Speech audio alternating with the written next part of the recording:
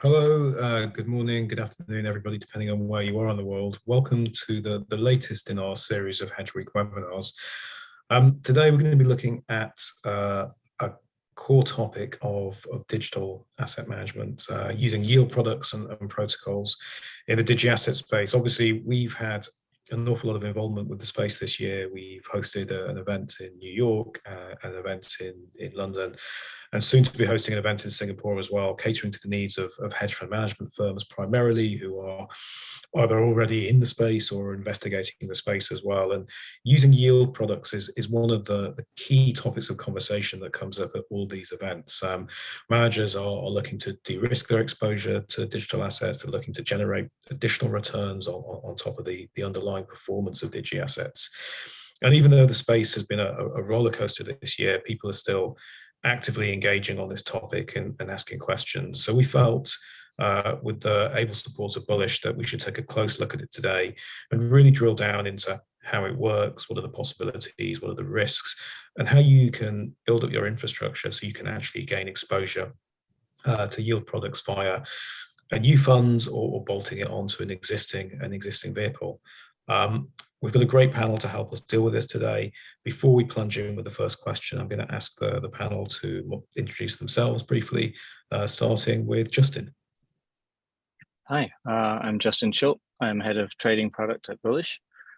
We are a regulated global cryptocurrency exchange with an institutional focus.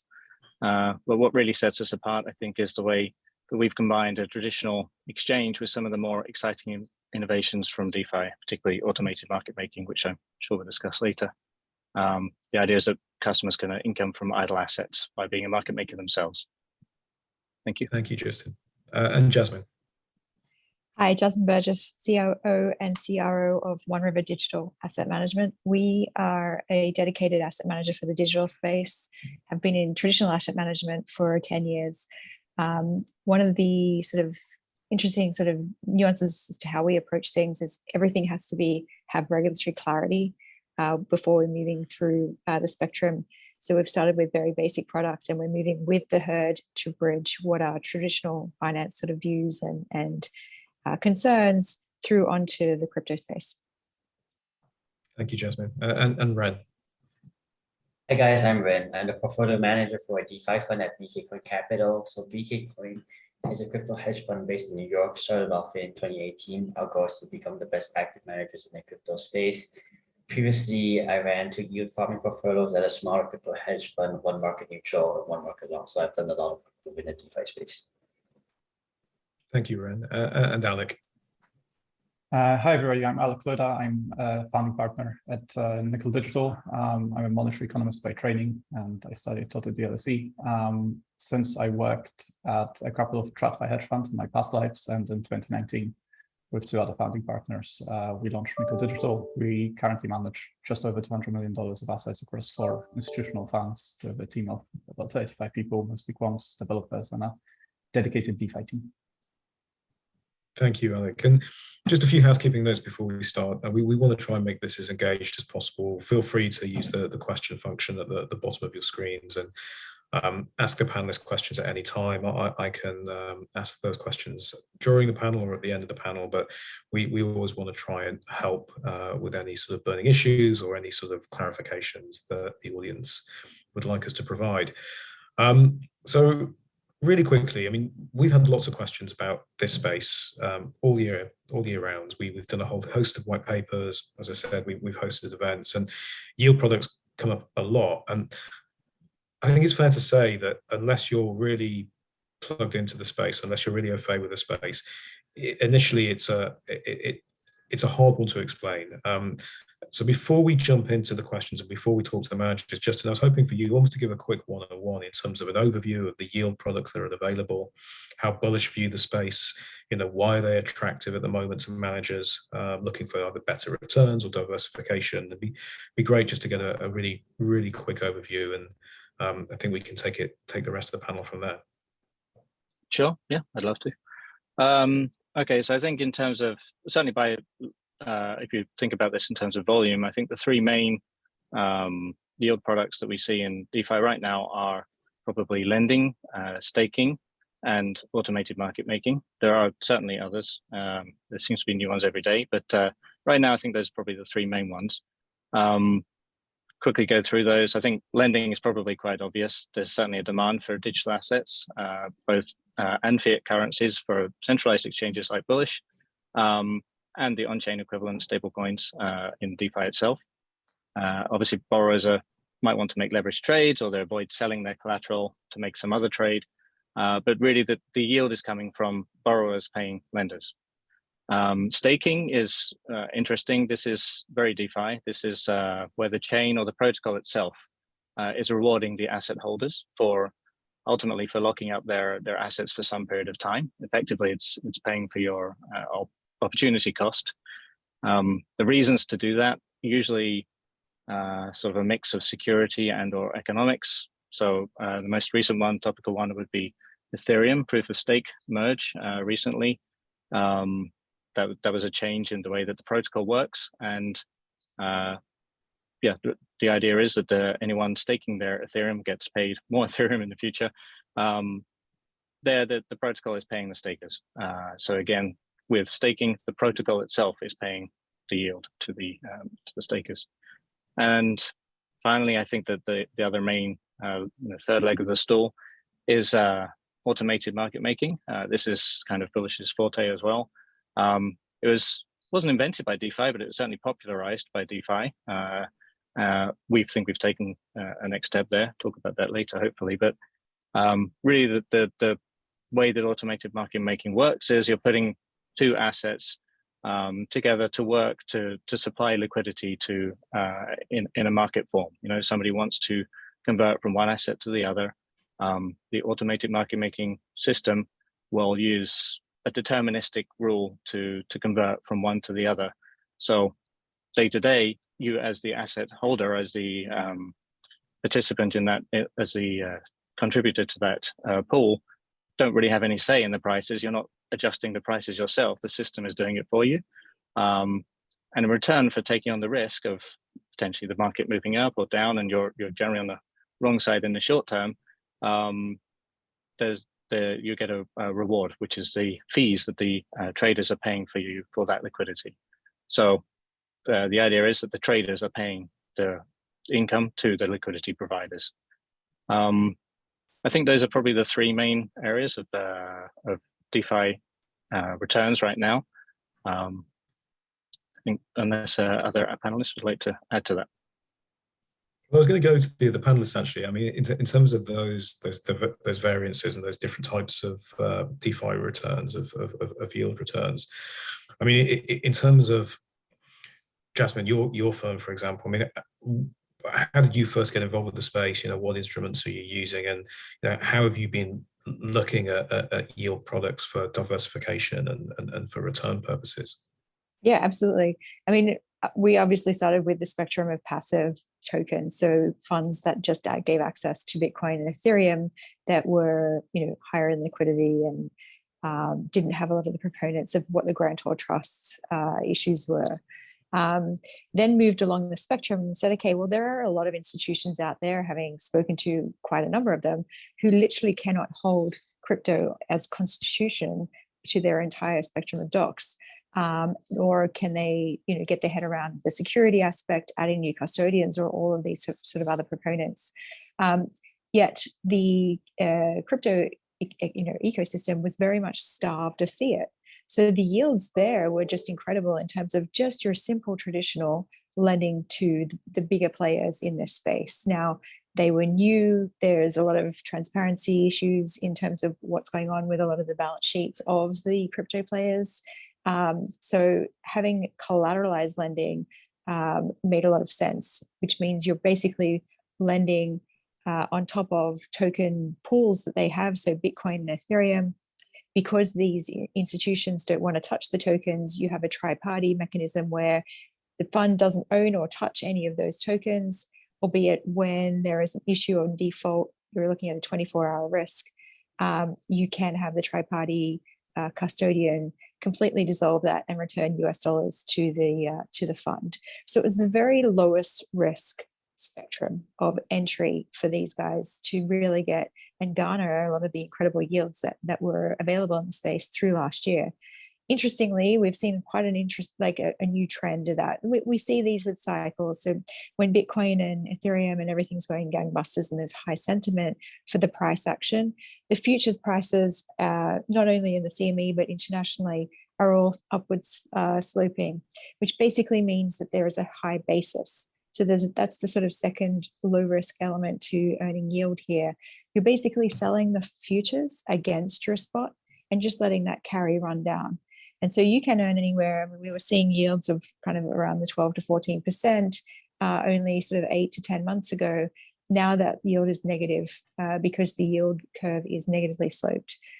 So what does that mean? We're seeing all of these big players who were borrowing a lot of large sums of US dollars, putting it into basis and using it as a bank account for more liquidity, now not being able to borrow and hold it in interest-bearing ways through the futures markets. So they're not borrowing as much, which means we may start to see a bit more of an equilibrium back in the yield for just pure fiat borrowing and lending. So we'll see these cycles going up and down. But so we're offering a lot of product in those. But right now, especially with the interest rates, those yields aren't lucrative versus sort of the T-bill spectrum. Thank you, Jasmine. And then the nickel perspective, Alec, I mean, how did you guys get involved with your products and how have you been using it since your inception and also more recently?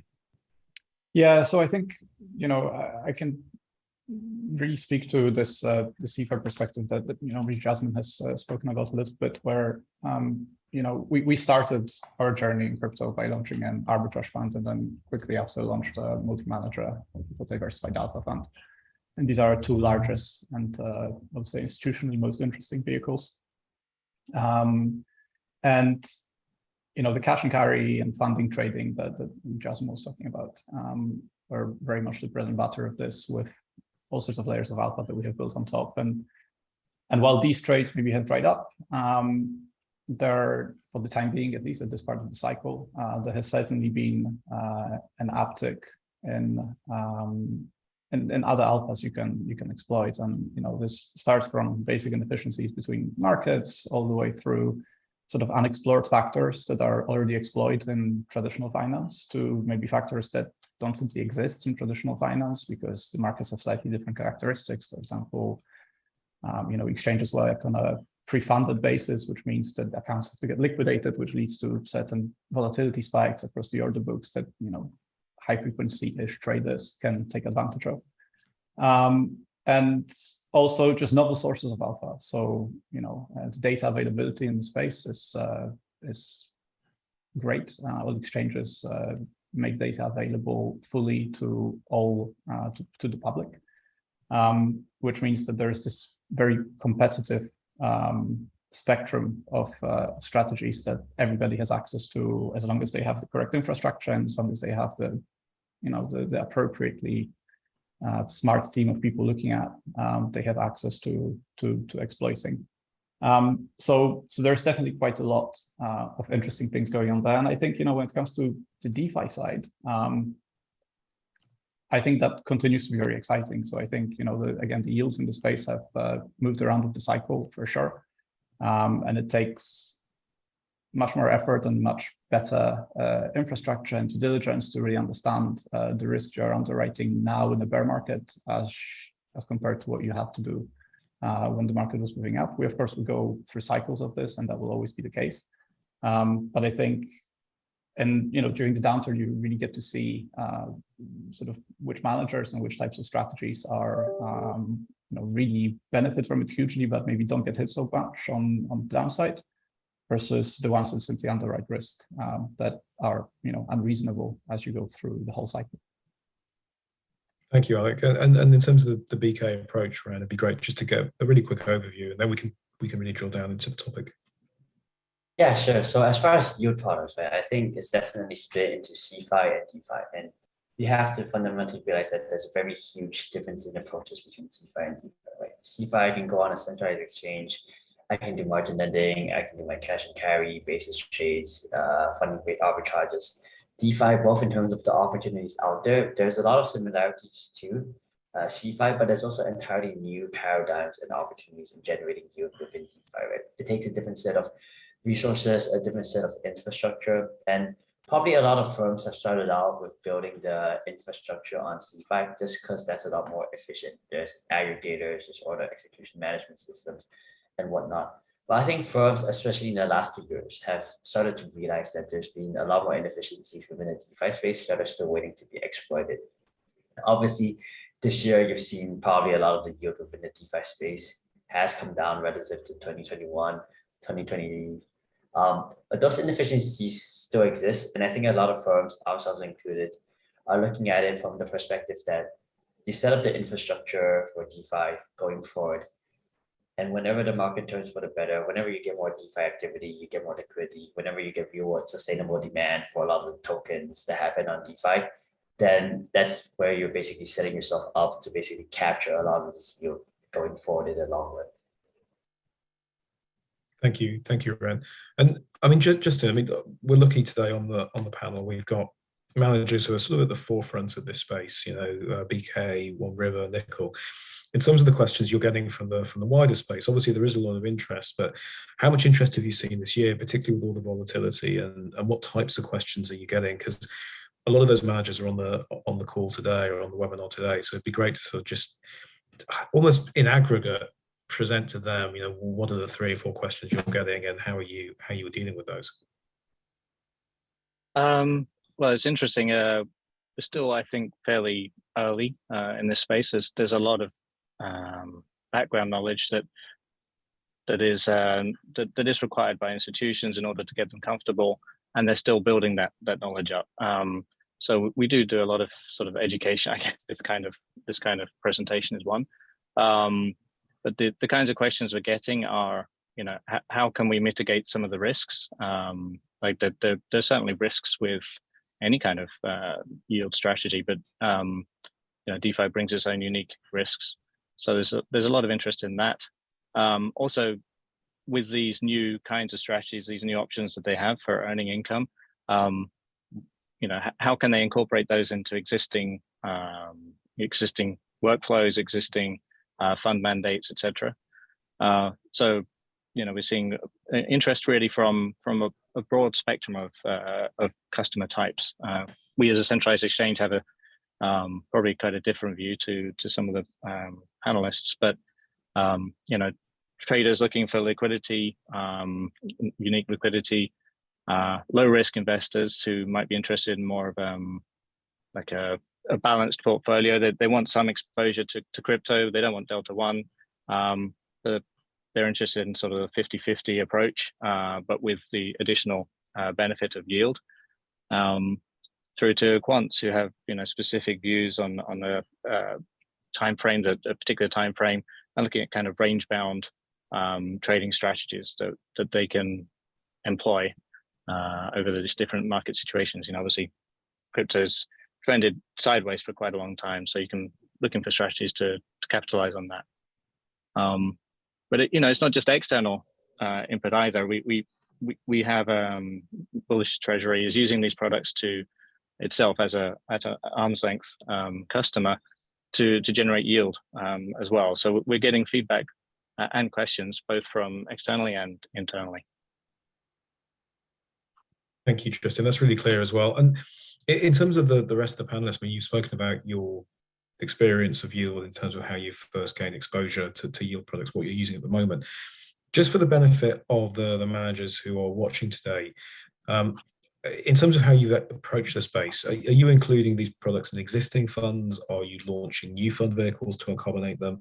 You know, what are the opportunities set? And I think, Alec, I mean, we spoke on the prep call about a few interesting things Nickel were doing. I don't know if you're able to talk about that today.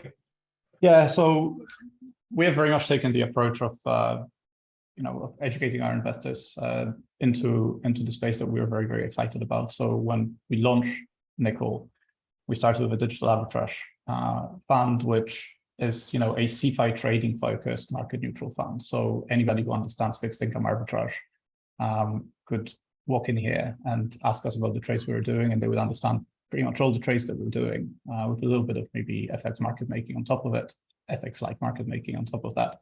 except that the underlying assets were very different to what they were used to. So that made it very easy for investors to take a first sort of dip their toes in crypto and start getting understanding of crypto. And then when we launched Diversified Alpha, which is the multi-manager fund, we allowed that to actually go a bit further. And that has a a non-zero allocation, and depending on the market cycle and depending where we are to DeFi and sort of yielding strategies in DeFi specifically, and it sort of allocates where the yields are best and when we are underwriting risks that we understand very well, and we think that what we're getting, the yields that we're getting for underwriting those risks are sort of on the efficient frontier of the portfolio. I would say more recently, what has certainly happened, and that's I think true for our investors, but also to a lot of institutions that we are talking about, is that they have taken quite an active interest in the space. Not just from, historically they have done a lot of VC investments, and maybe historically they've invested in managers like us to pick up a little bit of this CeFi yielding cash flow, but actually taking an interest in both active liquid strategies that will take the Delta One exposure, but also sort of the DeFi yield exposures where they have seen what these protocols do, and maybe they have an underlying view that there will be even more and more activity in the underlying markets, and therefore they really want to have exposure to the yields that inevitably will be generated from that activity. Thank you, Alec. And Ren, in terms of how you gained exposure at BK, is it part of an existing fund? Are you launching a yield fund? I mean, what's the process behind your decision making there? Yeah, so at BK Coin, our flagship fund is multi-strat. That's 75% market neutral and 25% basically running a long short book. So we definitely generate a lot of yield from CeFi venues through that multi-strat fund. As far as generating yield on DeFi, we feel like that's a completely different risk profile compared to generating yield CeFi on centralized exchanges or through, for example, option strategies. And that's why we've separated that out into a completely separate fund. There is some context here in that the DeFi fund that we run is in a market neutral fund. It's meant to provide broad-based DeFi exposure.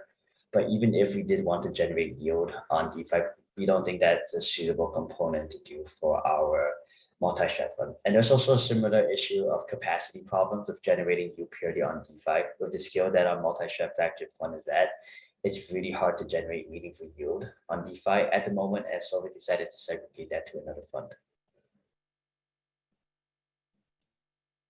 Thank you, Ren. Are you actively marketing that fund at the moment? Is that relatively new?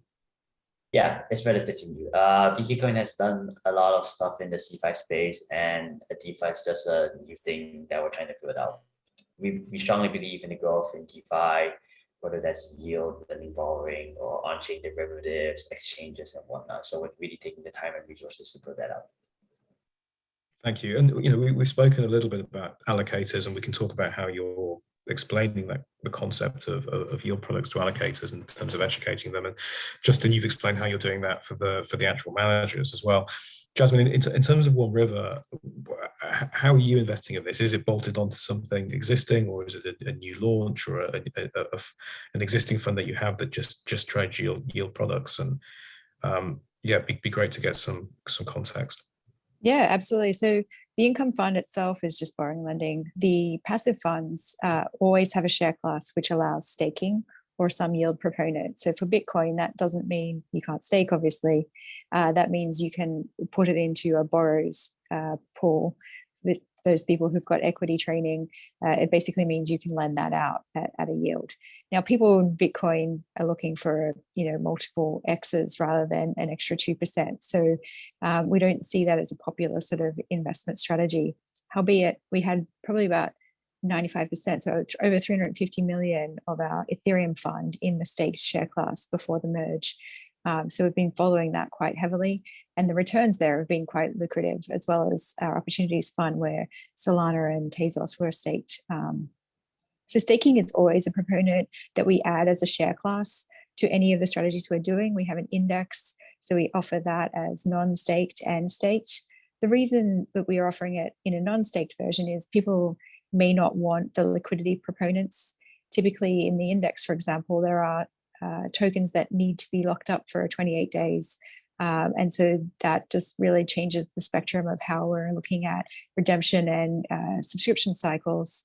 Nonetheless, the returns are quite heavy.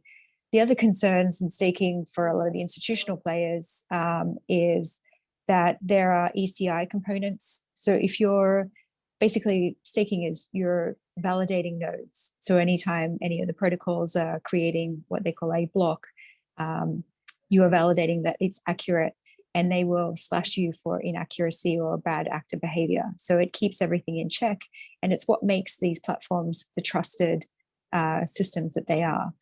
Now, if you do those node validations from the US, then you're effectively doing commercial enterprise, effectively connected income in the US.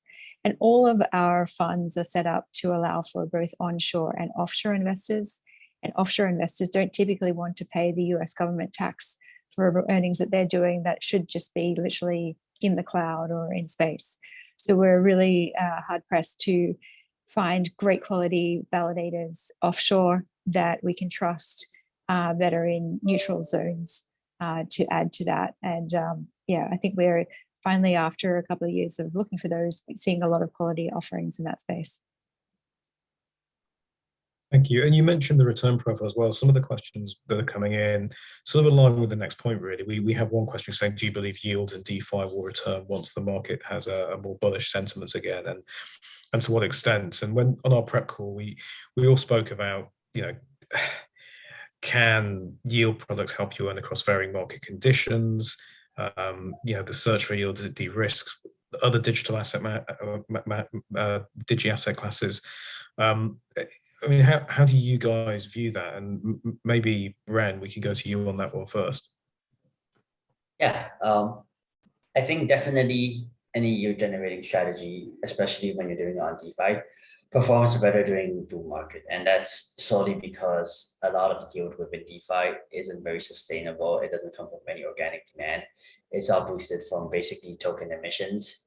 And the higher the price the token is, basically the more additional yield there is, right?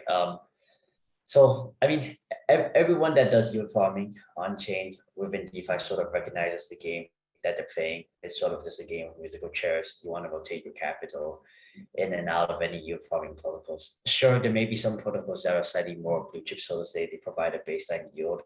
But as long as you manage your risk, you always need to be basically scouring for new yield opportunities. And within a bull market, it's always a better opportunity. Within the current market conditions, which is definitely not a bull market, the opportunities are still there. The baselines are lower, for sure. For example, if you look at all of the large blue chip money markets, Aave, Compound, now their baseline for stable coins such as USDC are lower than your 2-year or 10-year treasury bond, right? And obviously have a much higher risk profile than a US treasury bond. And so over time, I think that baseline does go up as the risk within DeFi goes down and we get more organic DeFi. We get more organic demand within DeFi. But as of right now, definitely a bull market is the best for yield farming on chain and also on C5 venues, because that's when the demand for leverage is the most. Thank you, Ren. And I mean, Alec, in terms of your views on that, in terms of the return profiles, the fact that is it a true diversifier? How are you viewing things at the moment? Yeah, so the way and the reason why we our DeFi yield product is an entirely separate portfolio and entirely separate fund is because we really like the idea of letting our investors choose the mix between the more focused CeFi trading funds, the DeFi yield and underwriting the risks that come with DeFi, and also taking some long-only exposure with our long-only fund and portfolio. So we think it's very much a mix and match, and different institutions and different investors will have a very different approach to the type of exposure that they want. And with our clients, we always felt that letting them make that choice is the right way to go, rather than have a one-size-fits-all setup for this. But I completely agree with Ren. It's the risk profiles are very, very different. It's very important to understand. When you're trading on centralized venues, you have to understand a lot about the technology stack. You have to understand a lot about the credit risk that they present. When you're trading in DeFi, I think the most important thing actually is having a dedicated team of people doing this who can build extremely reliable infrastructure for you to, I would say, first of all, really understand what exposures you have to everything that you're doing. So, every single protocol that you are involved in, what specific things can go wrong and what does it rely on? Does it rely on a particular layer 1 blockchain? Does it rely on a whole range of other protocols that maybe it's looping its liquidity through? You need to build systems that essentially allow you to see this so that then on portfolio level, you can really see, okay, I'm underwriting this amount of, let's say, compound risk or Aave risk, and I'm being paid for that a certain amount. You have to understand these. You have to understand these risks, and you have to understand how much yield you should be extracting for underwriting each one of these risk factors. Thank you. And we also do want to talk about risk management, actually. I think it's probably a good time to turn to that. Just in terms of the risk management process that underpins these investments. And I mean, it'd be great to talk to Jasmine because of your background, and then Justin as well. But Jasmine, in terms of your approach, can you outline it for the audience, please? Yeah, absolutely. Could be here for 5 hours, but quick note, just segueing from the last question.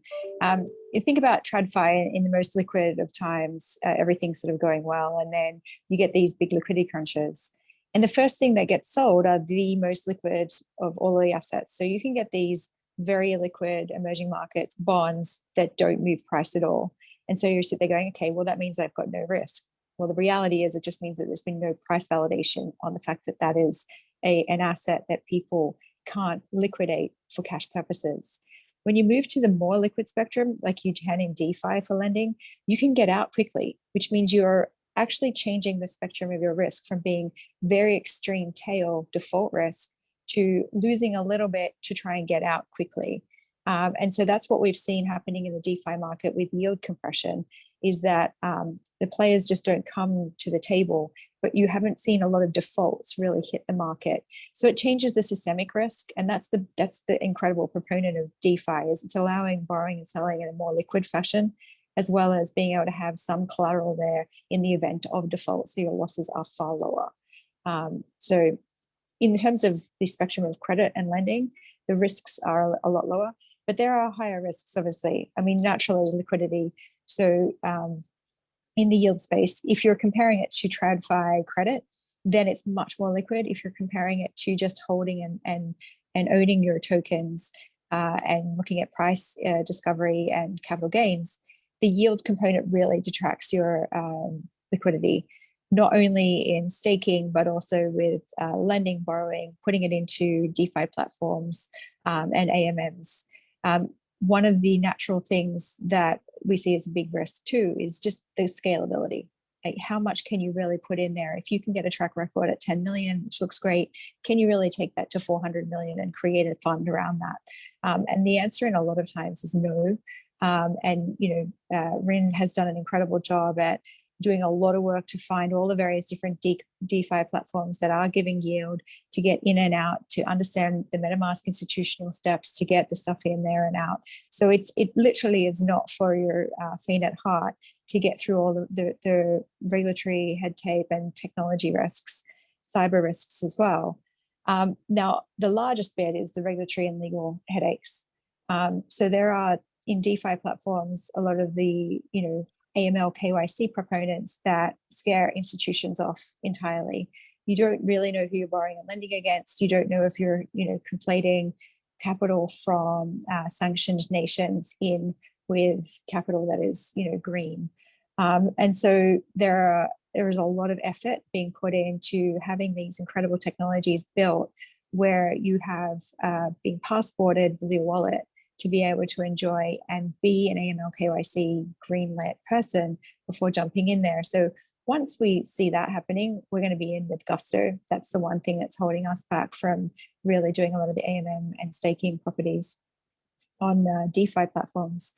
And then the last is the governance structures. So in some of the DeFi platforms we've seen, governance can be decentralized or very centralized. The very centralized is how we see banks operate.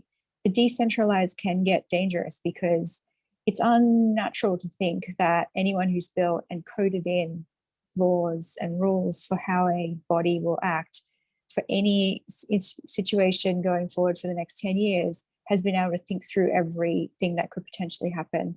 Now, Maker is the largest of all of these platforms. MakerDAO is, huge legal, win for a lot of the Cayman guys that did that. But it's still a Cayman foundation, which isn't tested in international waters. How much, how much legal accountability is that DAO representing for the amount of economic activity that's happening on there? And we've got an interesting test case happening right now where they're looking at their stablecoin, which is DAI, moving away from being a US dollar-based stablecoin to Ethereum. So they're rewriting the constitution of the governance tokens, which is going to rewrite how MakerDAO happens. There's a lot of focus on it. Can they do it? Are they legally allowed to do it? And what's the accountability if it goes wrong? It's still very early days in these markets, and the legal and regulatory hurdles are still real. But the more and more we see small cases coming through, the more and more we get clarity as to how this will manifest in and test up in sort of global courts. Thank you. And we've had a ton of questions coming in actually on AML and KYC, as you can imagine. So we can double back and try and address that. Just in terms of risk management, obviously Bullish, the way you guys are set up, and you're dealing with a lot of institutional experienced managers. But in terms of the way that you advise on risk management or the processes you're seeing at your different customers for those who are trading yield products, I mean, is that something you can talk us through? Yeah, I mean, Bullish was set up really with some of these trying to solve some of these problems.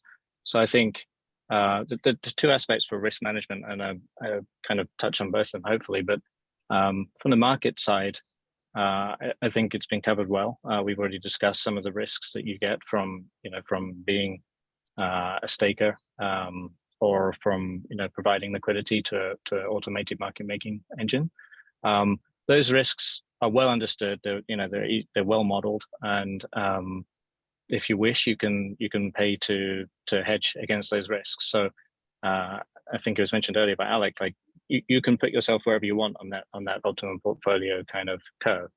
But at Bullish, one of the problems we were trying to solve was by building a centralized exchange, can we remove some of the other risks, the more sort of idiosyncratic DeFi type risks?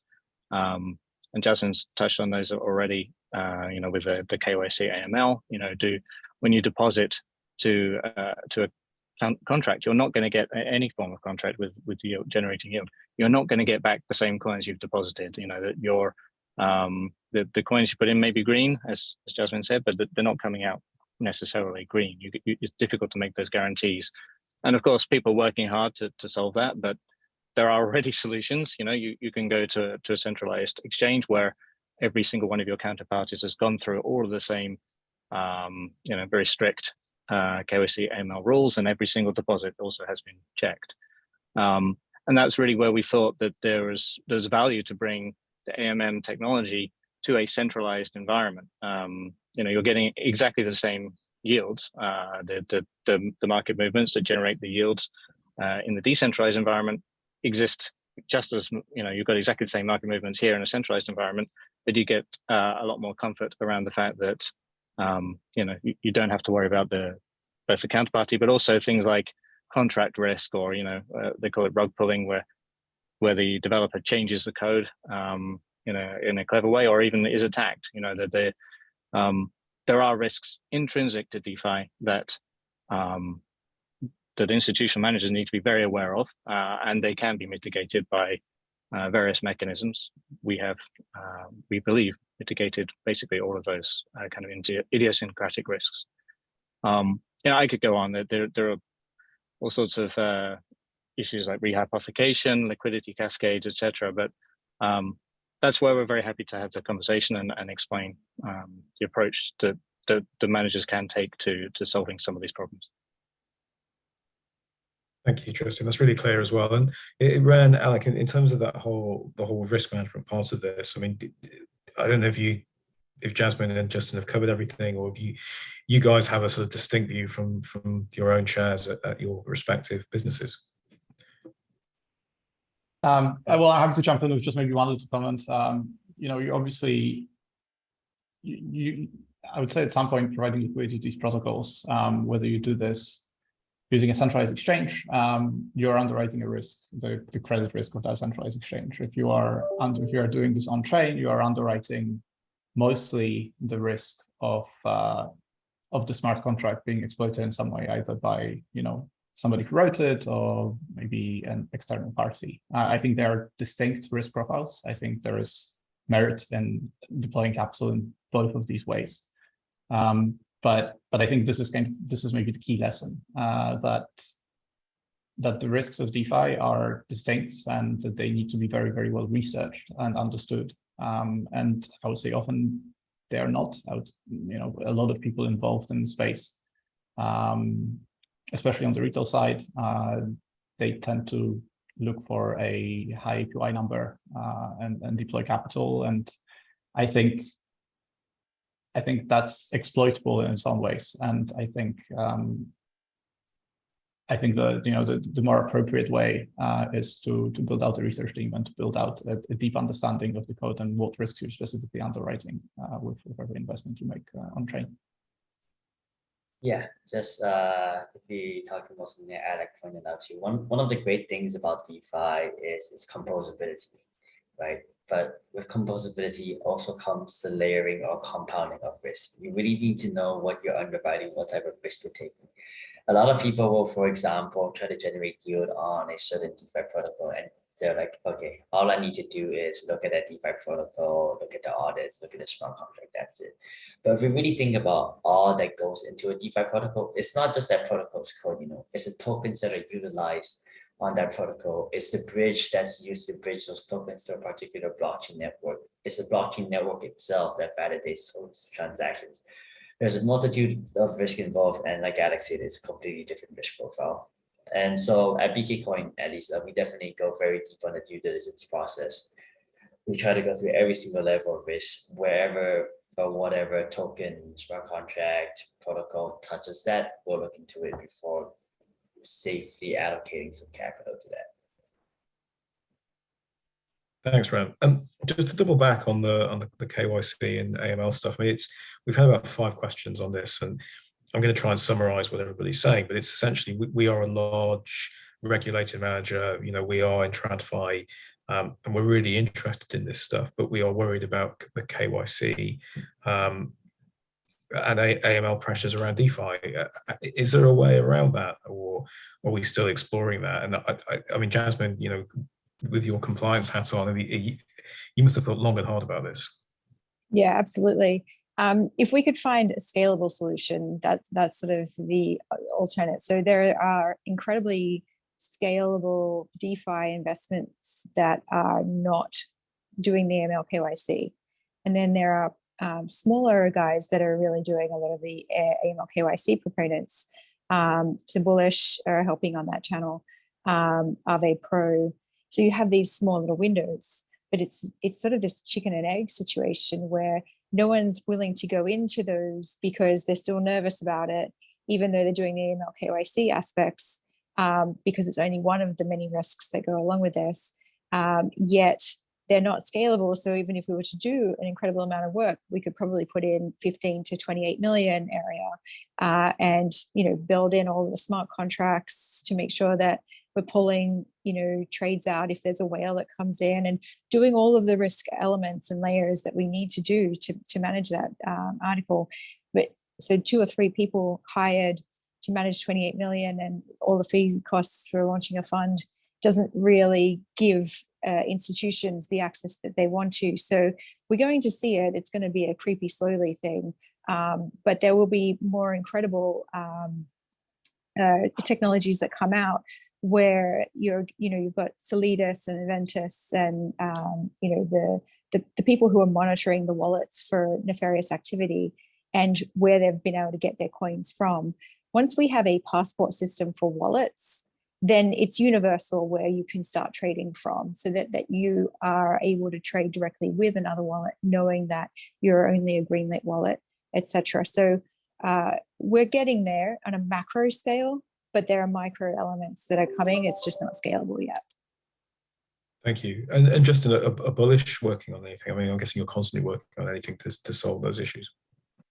Yeah, I mean, I'd say some of this, from our perspective, we believe some of those issues are solved, or we have good partial solutions at the very least. Certainly, you mentioned scalability. As I mentioned earlier, Bullish Treasury is deploying very large amounts of assets at scale.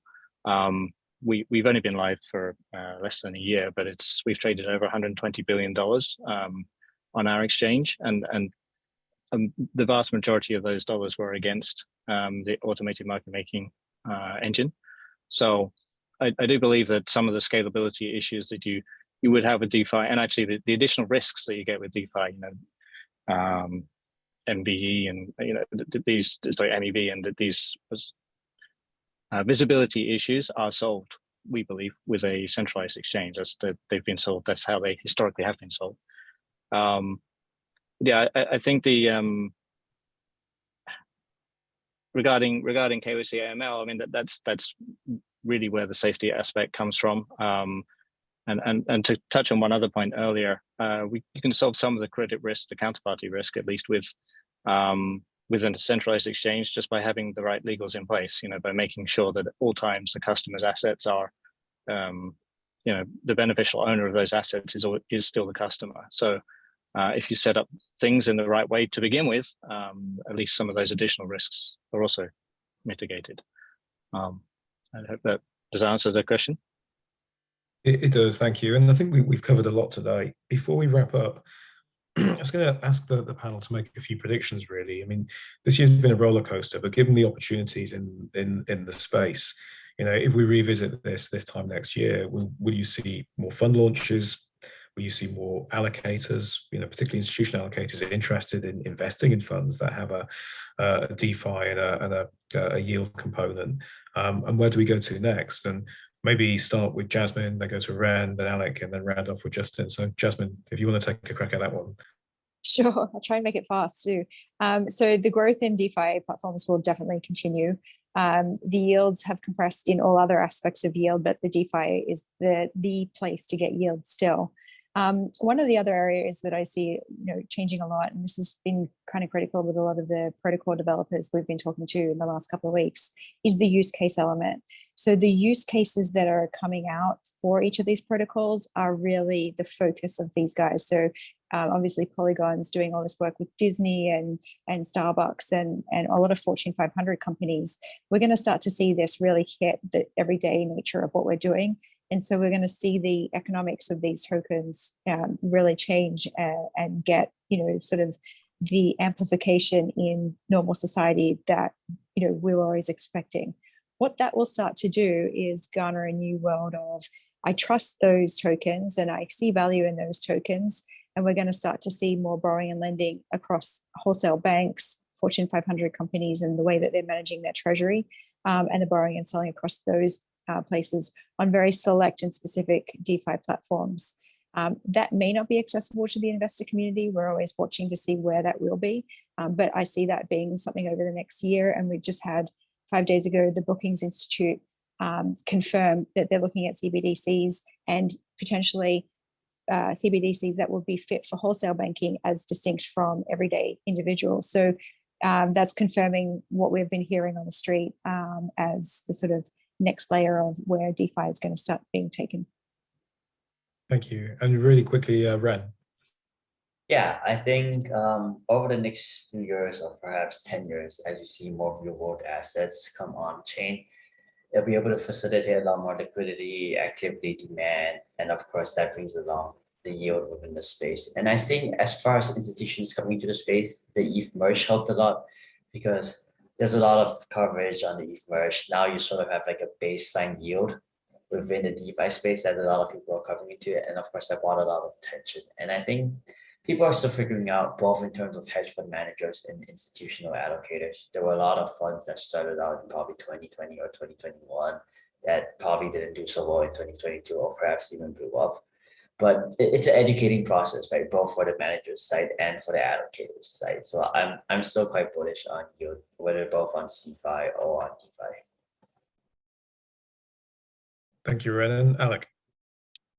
Sure. So I think, first of all, we have seen the space go through this clear out of bad counterparties and leverage over the last, let's say, 9 months. And I think this is something that, we have seen here before in 2020, and the crypto market goes through these cycles. And I think one of the best ways of assessing, the quality of anybody looking after anybody's money in this space is the longevity, and that really tells you whether the risks are properly managed, because the actual market events that happen every time and every downturn of the cycle are slightly different, but the outcomes seem to be the same for many market participants. I think as the cycle turns at some point, we will definitely see a very good period for yielding strategies, whether it's CeFi or DeFi. I completely agree with Ren here. I think in the meantime, these are still there. They just take a lot harder work to generate yields that are well risk adjusted. And I think longer term, I completely agree with Jasmine. It's, the solutions and the use cases that we're seeing that are appearing on, so you mentioned a number of those layer 2s. I think layer 1s and base assets in the space, their economics is changing a lot because of the use cases that are appearing. If you think about what the Ethereum use cases and the blockchain use cases were in the last cycle, they were, let's say, borrowing, lending, AMMs, and NFTs. These are the 3 things. They're all very inward looking for our space, because no real world assets are really trading on chain. And Ethereum was really struggling with the capacity of transactions that it had to process. I think following the merge and following the number of competitors that they have and a number of scaling solutions that are now built on top of Ethereum, it is going to become very, very cheap for a number of use cases to make it to blockchain and to be fully scaled and at scale for the general public. And I think that's really what's going to drive the use cases and the economics of the space. And with that, the flat price of all the assets that we're talking about, as well as the yield opportunities. Thank you, Alec. And finally, Justin. Yeah, I don't think, looking 5-10 years ahead, as Ren said, I think we are going to see a lot of real world assets come on chain. Looking a bit less far forward, perhaps things that interest me right now in DeFi are some of the derivatives and products related to that, structured products coming on chain and things. But again, throughout all of this, our philosophy has been trying to find a way to make these products accessible in an institutionally digestible manner, ultimately, in a way that makes sense for institutions and allows them to access some of the yields and opportunities. So yeah, I think regardless of the specifics of this, our goal remains to be sort of maximizing opportunity while minimizing the risk of participation. Thank you. And I just saw some steam come out of the bull's nose, so I'm guessing that's the whistle blown on this. But that's all we had time for, unfortunately. So thank you all very much. That was really insightful. If any of the observers today, any of the audience have any follow-up questions, do let us know. We're very happy to pass them on to Jasmine, Ren, Alec, and Justin if they have time to answer them. And we're also happy to help with any further information that you might need. I really want to thank Bullish for supporting this event. It's really important that we get buy-in from our sponsors and we're able to sort of host these on a regular basis, because we're keen to educate the space, not only on digi assets, but any sort of wider trends that we're seeing, be it compliance or operations. So once again, thank you all for joining us today. Thank you to Jasmine, Ren, Alec, and Justin. Hopefully see you all soon. Thank you and goodbye. Thank you.